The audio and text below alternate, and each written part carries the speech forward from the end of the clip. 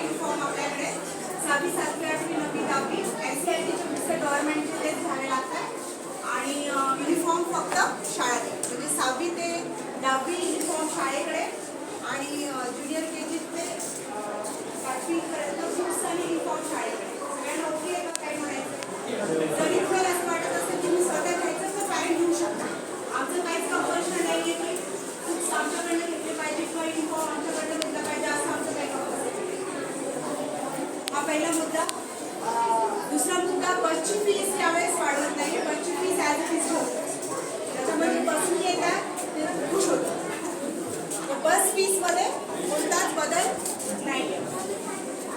Tuition फीसमध्ये पर class जी मागच्या वर्षीची fees होती त्याच्यामध्ये 1000 रुपये वाढवण्याचं ठरवले. तरी तुम्ही बोलू शकता, तुम्ही बोलायला. बाकी जो बोनाफाईड फीस आहे 50 रुपये लावतो किंवा TCची 1000 रुपये लावतो आणि मास्टरचा जो उतारा असतो प्रवेश शुल्क त्याचा 100 रुपये. ही ॲज इट इज आहे, त्याच्यामध्ये काही बदल नाही. बदल फक्त एकच आहे, ट्युशन फीसमध्ये 1000 रुपये वाढतात. मागच्या वर्षीची जी फीस आहे त्यामध्ये ट्युशन फीसमध्ये 1000 रुपये वाढतात. याच्यावर कुणाचं काही मत असेल तर प्लीज तुम्ही फ्री आहे, तुम्ही पॅरेंट आहे आणि आमच्या जवळचे तुम्ही तुमचं फ्री ओपिनियन ठेवू शकता.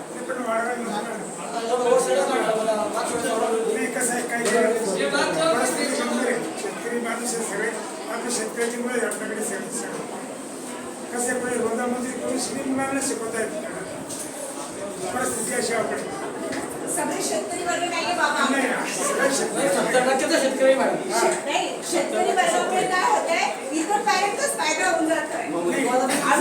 शेतकरी म्हणतो मॅडम जे काय करतो जे शेतकऱ्या त्यांना माफ करा म्हणून ऐका बरं चालेल. काय तुमचा पॉईंट तुम्ही ठेवला मी ऐकला. आणि महत्त्वाचा मुद्दा काय असतो, आपले जे वेगवेगळे फंक्शन होतात ॲन्युअल डे म्हणा एक्झिबिशन त्यामध्ये आम्ही 1 रुपया घेत नाही. घेतो दुसऱ्या शाळा मला असं वाटतं कमीत कमी 1000-1200-2000 रुपये घेतात. तुम्ही चुकीचं बोलते ते बोलतोय. एक्झिबिशन असो किंवा ॲन्युअल डे असो किंवा स्पोर्ट्स डे असो आम्ही जेवढी फीस तुम्हाला सांगितली त्या व्यतिरिक्त मागत नाही. त्याबरोबर कट जेवढी फीस किंवा हे फंक्शन आहे हे पैसे द्या, ते फंक्शन आहे हे पैसे आता देत नाही. प्रॉब्लेम आमचा तिथं होतो, आमचा फंक्शनल कॉस्ट खूप वाढून जाते. म्हणजे annual day sports day exhibition याचा मला आमचा जो खर्च आहे तिथं यावर्षी आम्हाला तिथे प्रॉब्लेम झाला बाबा. त्या प्रोग्राममध्ये प्रॉब्लेम झाली आम्हाला, तिथे खर्च आमचे वाढले. तर तुझं 1000 रुपये जो मी म्हणतोय ते आमच्यासाठी नाही, ते सगळ्या मुलांसाठी आहे. एखादं फंक्शन आम्ही एक्स्ट्रा करू शकतो मुलांसाठी.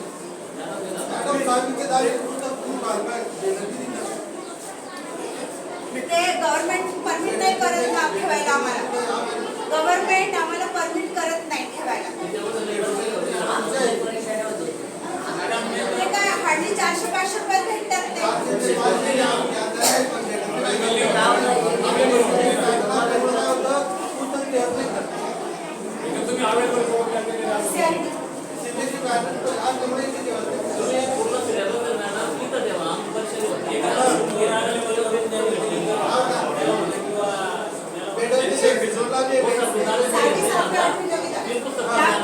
ओके ठीक आहे, मग 6वी 7वी 8वी 9वी 10वी पण आम्हीच देऊ, काय प्रॉब्लेम नाही. ज्याला घ्यायचे तर आणि जुने जरी घेतले तरी चालतात.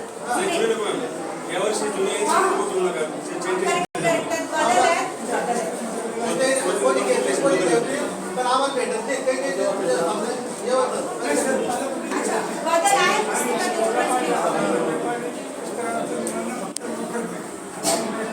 पैसे अगोदर काय काय कसं होतं, पैसे घेऊन आपण महिनाभर पुस्तक त्याच्यामुळे आमच्या गव्हर्नमेंटची पुस्तकं गव्हर्नमेंटच्या प्रमाणे आपल्याला त्यामध्ये एखाद्या समजा पुढे एखादा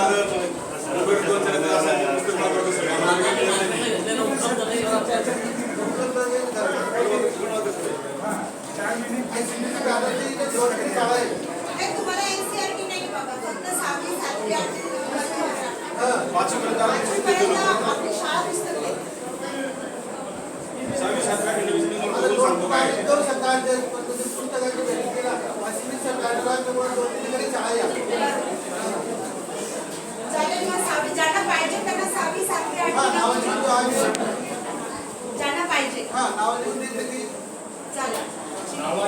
अनुभवाचा काय त्यांना मी स्टॉप बनवतो काय म्हणजे आपण काय करू माहिती का सगळे जण मागवत त्यांना स्टॉप आम्हाला संपणार का नंतर त्यांचं स्टॉप त्यांच्या अंगावर पडतो ना त्यांचे थोडा पैसे द्यायचे म्हणजे पडतो अंगावर मागच्या वर्षीचं पडलेलं आहे. आणि मुलांना काय करा त्यांचं नाव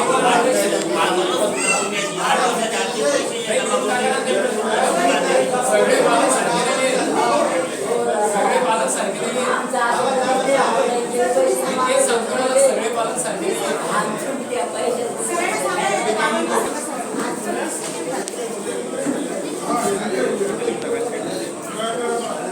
आज दिनांक रोजी तुम्हाला माहिती प्रोसेसिंग अजून 1000 रुपयाचं आपलं थांबलंय डिस्कशन. अच्छा सर ने सजेशन दिया वन टाइम जिसे पे किया उनके लिए 1000 रुपये नहीं पड़ेंगे. हाँ.